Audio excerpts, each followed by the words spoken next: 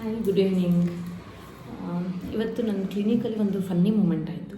So ಅದ್ರ ಬಗ್ಗೆ share ಮಾಡೋಣ ಅಂತ ಈ ವಿಡಿಯೋ ಮಾಡ್ತಾಯಿದ್ದೀನಿ. ಏನು ಅಂತ ಹೇಳಿದ್ರೆ, ಒಂದು ಪೇಷಂಟ್ ಬರ್ತಾರೆ, ಬಂದ್ಬಿಟ್ಟು ಹೇಳ್ತಾರೆ, ಮೇಡಮ್ ನನಗೆ ನೀವು ಶೀತಕ್ಕೆ ಕೆಮ್ಮಿಗೆ ಮೆಡಿಸಿನ್ಸ್ ಕೊಟ್ಟಿದ್ರಿ, ಬಟ್ ಅದು ಯಾವುದೂ ನನಗೆ ವರ್ಕ್ ಆಗಲಿಲ್ಲ. ನಾನು ಸೀದಾ ಪಾರ್ಕ್ ಹತ್ರ ಹೋದೆ, ಅಲ್ಲಿ ಹೋಗಿ ಮಸಾಲ ಪುರಿ ಮತ್ತು ಪಾನಿಪುರಿ ತಿಂದೆ, ನನಗೆ ವಾಸಿ ಆಗೋಯ್ತು ಮೇಡಮ್ ಅಂತ ಹೇಳ್ತಾರೆ. ಸೊ ಐ ವಾಸ್ ಲೈಕ್ ಅಂತ ಅಂದ್ಕೊಂಡು ನಾನು ಸುಮ್ಮನೆ ಬ್ಲ್ಯಾಂಕಾಗಿ ಹೋಗ್ತೀನಿ. ಮತ್ತು ಆ ಪೇಷಂಟ್ ಹೊರಡ್ತಾರೆ. ಸೊ ಅವ್ರು ಹೊರಟ ಮೇಲೆ ನಾನು ಯೋಚನೆ ಮಾಡ್ತಾಯಿದ್ದೆ, ಲೈಕ್ ಅದು ಹಿಂಗೆ ಇವ್ರಿಗೆ ಈ ಥರ ವರ್ಕ್ ಆಗಿರಬಹುದು ಅಂತ ಯೋಚನೆ ಮಾಡ್ತಿರುವಾಗ ನನಗೆ ನಾನೇ ಅಂದ್ಕೊಂಡೆ, ಐ ವಾಸ್ ಅನಲೈಸಿಂಗ್ ಏನಾಗಿರಬಹುದು ಅಂತ. ಸೊ ನಾನು ಹಂಗೆ ಅಂದ್ಕೊಂಡಿದ್ದಾಗ ಫಸ್ಟ್ ಥಾಟ್ ಏನು ಬಂತು ಅಂತ ಹೇಳಿದ್ರೆ, ಯಾವುದೇ ಪೇಷಂಟ್ಗೆ ಯಾವುದೇ ರೀತಿಯ ಕಾಯಿಲೆ ಆಗಿರ್ಬೋದು.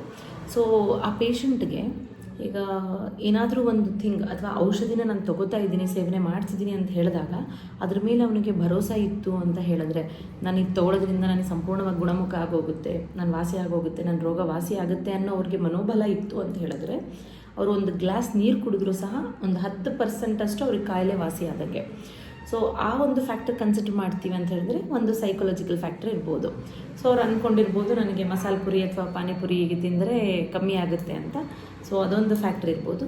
ಇನ್ನೊಂದೇನು ಅಂತ ಹೇಳಿದ್ರೆ, ಈ ಮಸಾಲ ಪುರಿ ಮಸಾಲದಲ್ಲಿ ಮತ್ತು ಪಾನಿಪುರಿ ಪಾನಿಯಲ್ಲಿ ನಮ್ಮ ಅಡುಗೆ ಮನೆಯಲ್ಲಿ ನಾವು ಬಳಸ್ತಕ್ಕಂಥ ಎಷ್ಟು ಮಸಾಲ ಪದಾರ್ಥಗಳನ್ನ ಯೂಸ್ ಮಾಡಿರ್ತಾರೆ.